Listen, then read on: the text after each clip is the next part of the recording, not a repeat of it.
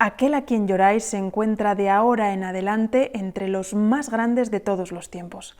Así se refería el dramaturgo Franz Grillparzer a Beethoven en la oración fúnebre que escribió con motivo de su muerte.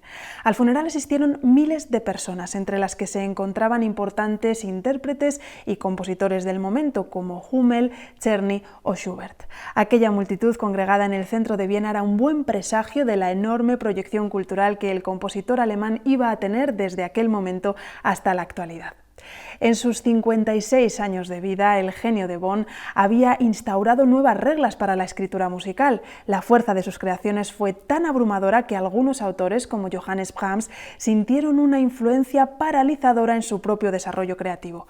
Otros compositores, como Schumann o Dvorak, hicieron patente su admiración por él a través de homenajes en sus partituras, pero el significado de su figura universal y la firmeza de sus ideales rebasaron el ámbito musical y han dejado huella en la literatura, la escultura, la pintura o el cine.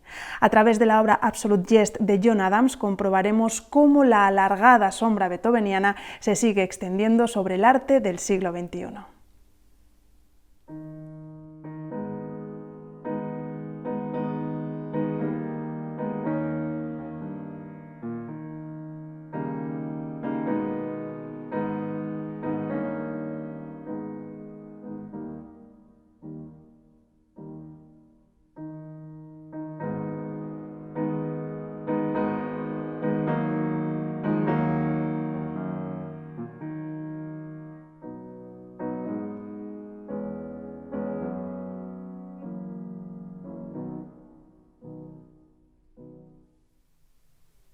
De pie junto a la tumba de quien acaba de fallecer, somos en cierta medida los representantes de una nación entera, de todo el pueblo alemán, que llora la pérdida de aquel que fue aclamado como la mitad de la completa eclosión espiritual de nuestra patria, porque aún vive el héroe del verso en lengua alemana, Goethe, pero el último maestro de la cadenciosa melodía, el órgano de la más conmovedora concordia, el heredero y continuador de la fama inmortal de Händel y Bach, de Haydn y Mozart, ya no está entre nosotros.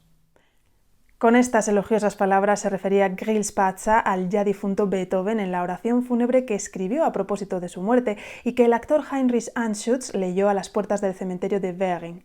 Beethoven falleció el 26 de marzo de 1827 en su último hogar vienés, la Schwarzspanierhaus, tras una dura convalecencia de 4 meses con neumonía e ictericia, que junto con el empeoramiento de sus dolencias digestivas crónicas como hepatitis y cirrosis le llevaron a una delgadez extrema.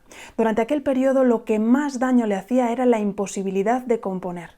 Afortunadamente estuvo rodeado de su familia, sus amigos, sus admiradores que no dejaban de visitarle y sus asistentes. Por cierto que su no demasiado agradecido sobrino Karl fue nombrado como único heredero.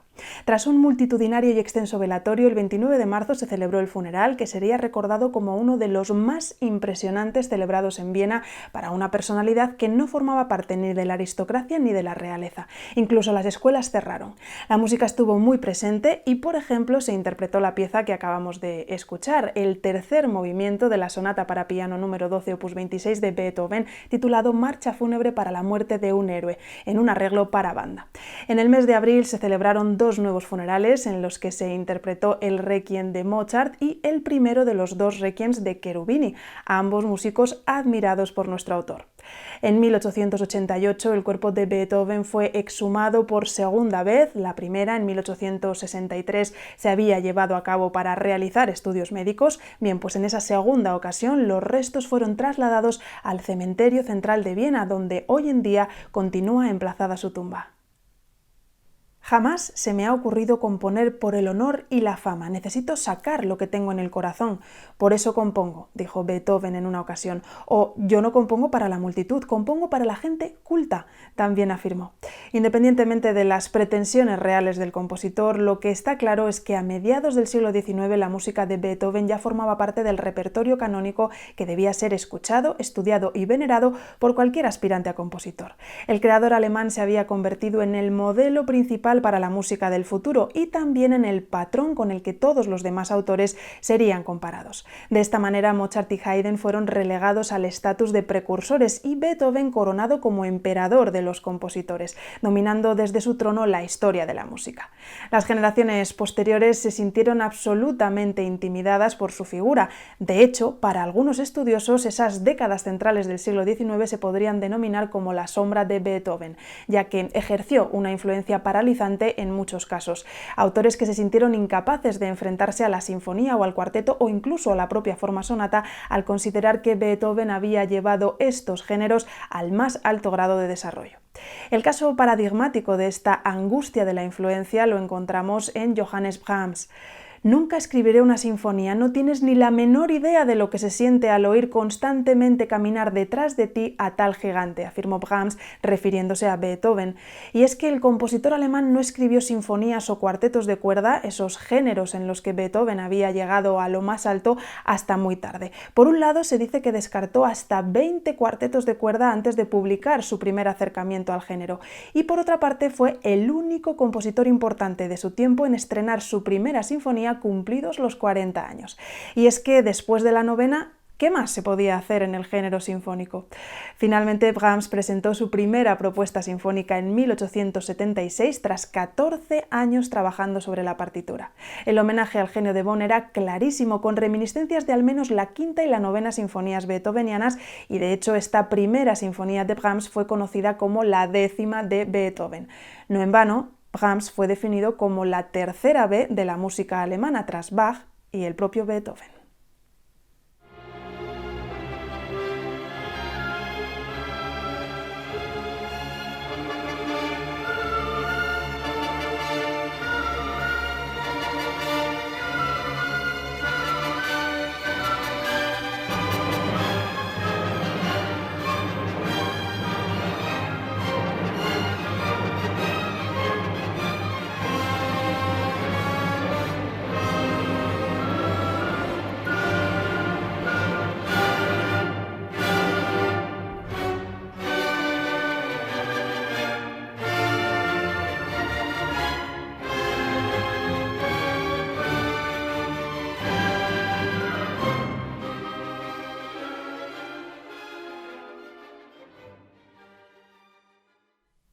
Pero no todo el catálogo compositivo de Beethoven influyó a las generaciones posteriores por igual.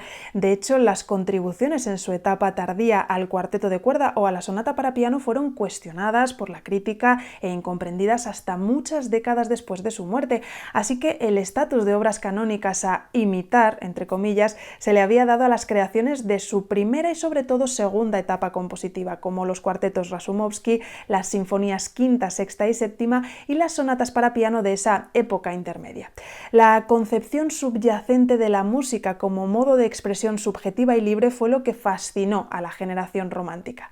Los homenajes llegaban sin cesar, muchas veces de forma tan evidente como una cita literal de alguna de sus obras emblemáticas. Tal es el caso de la Fantasía para piano opus 17 de Robert Schumann de 1836, en la que aparece el inicio de la última canción del ciclo del Lieder a la amada lejana, cuyo título es «Toma pues estas canciones».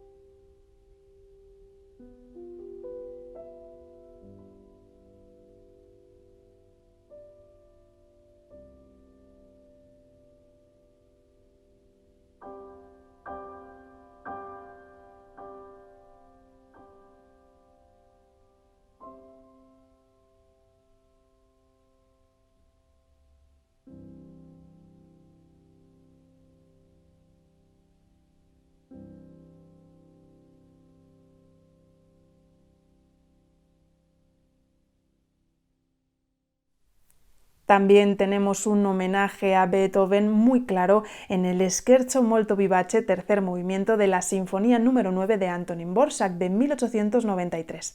En esta Sinfonía del Nuevo Mundo se cita el característico inicio del Scherzo, segundo movimiento de la novena Sinfonía de nuestro autor.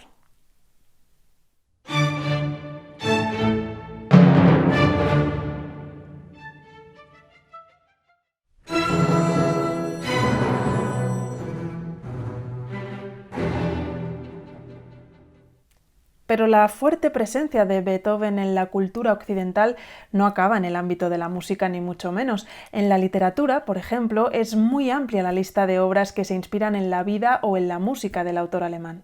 Por su significado histórico destacamos la novela La sonata a Kreutzer que León Tolstoy escribió en 1889 y cuyo nombre deriva de la sonata número 9 para violín y piano de Beethoven dedicada a Godolphe Kreutzer.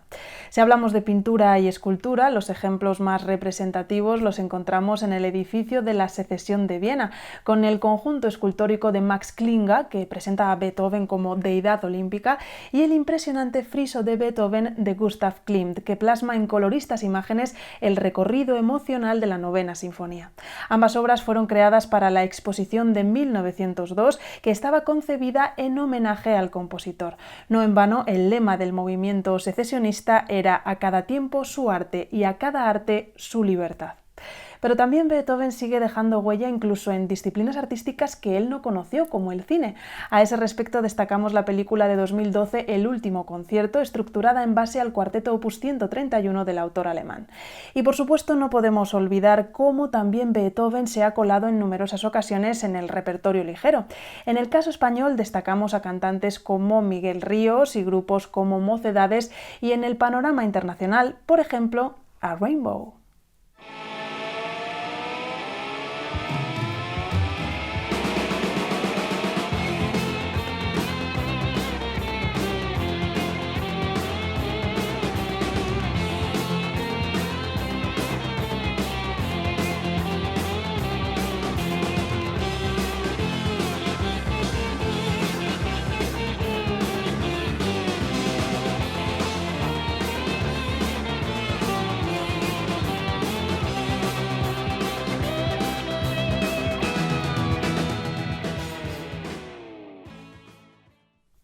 Y por supuesto, la enorme influencia de Beethoven se deja sentir también en la creación actual.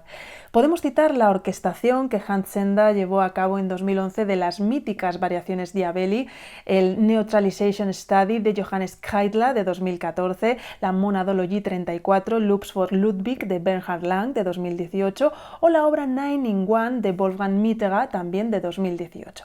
Pero hoy os propongo, para completar este capítulo de la influencia beethoveniana, escuchar Absolute Jest de John Adams, un concierto para cuarteto de cuerda y orquesta escrito en 2012 que cita y reelabora distintas obras de Beethoven.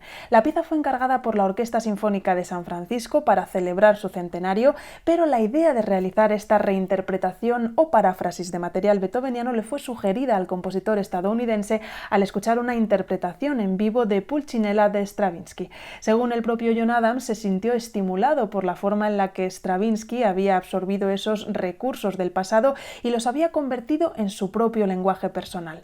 En su caso, Beethoven le había fascinado desde la adolescencia, por eso decidió crear una composición a partir de fragmentos de algunos de sus últimos cuartetos, junto con ciertos diseños muy identificativos del compositor de Bonn, como las enérgicas y precipitadas octavas que sirven de breve introducción al scherzo de la novena sinfonía. Adams las introduce en su propio discurso y lenguaje sinfónico así.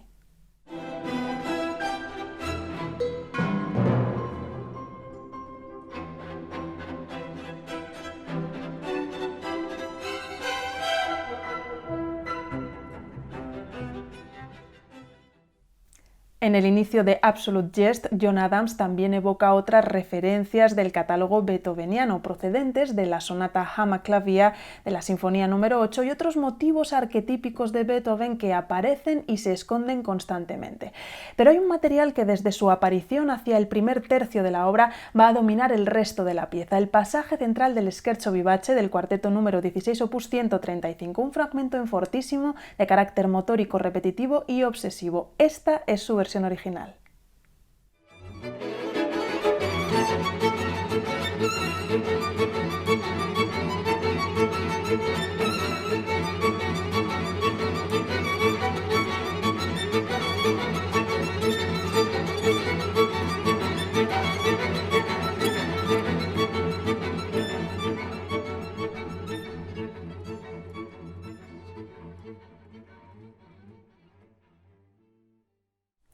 Y este es un ejemplo de cómo lo manipula John Adams en Absolute Jest.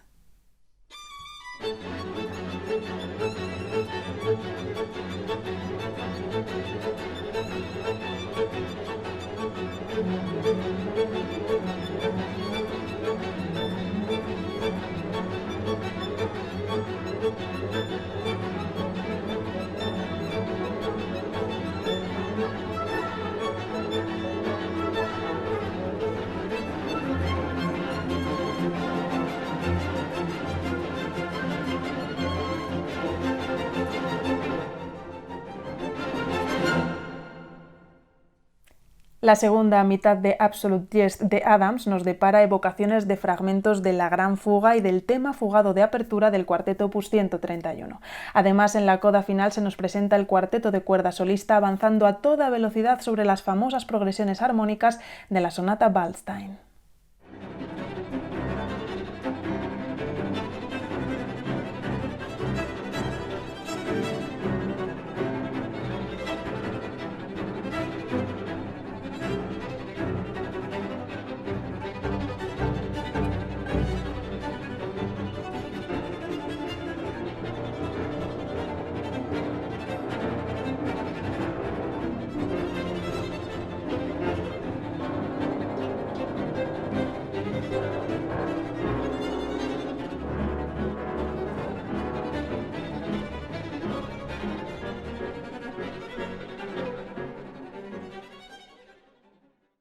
John Adams hace suya la música de Beethoven y la lleva, especialmente en las texturas y las armonías, a ese particular minimalismo luminoso y teatral que practica el compositor norteamericano. Tal y como dice el propio Adams, la creación de esta obra supuso para él una apasionante lección de contrapunto, de transformación temática y de diseño formal. En definitiva, una de sus experiencias creativas más intensas y dilatadas en el tiempo. Por eso, su título, Absolute Jest, debe entenderse no como una broma, que es una de las maneras de traducir jest, sino en su significado latino, como gesta o hazaña. Os invito a escucharla en versión de los intérpretes que se encargaron de su estreno en marzo de 2012, la Orquesta Sinfónica de San Francisco junto al cuarteto de cuerdas St. Lawrence como solistas y todos ellos dirigidos por Michael Tilson Thomas. Esta creación trepidante que conecta el pasado, el presente y el futuro nos sirve como homenaje desde el siglo XXI a una de las mentes más brillantes de la historia. Era un artista. ¿Y quién vendrá que pueda estar a su altura? Aquel que venga detrás de él no podrá ser su continuador, habrá de empezar de nuevo, pues quien le precedió llegó al último confín del arte. Pasará mucho tiempo hasta que la humanidad alumbre un genio de la categoría de Ludwig van Beethoven. Así pues, disfrutemos y enriquezcámonos con su legado. Muchas gracias.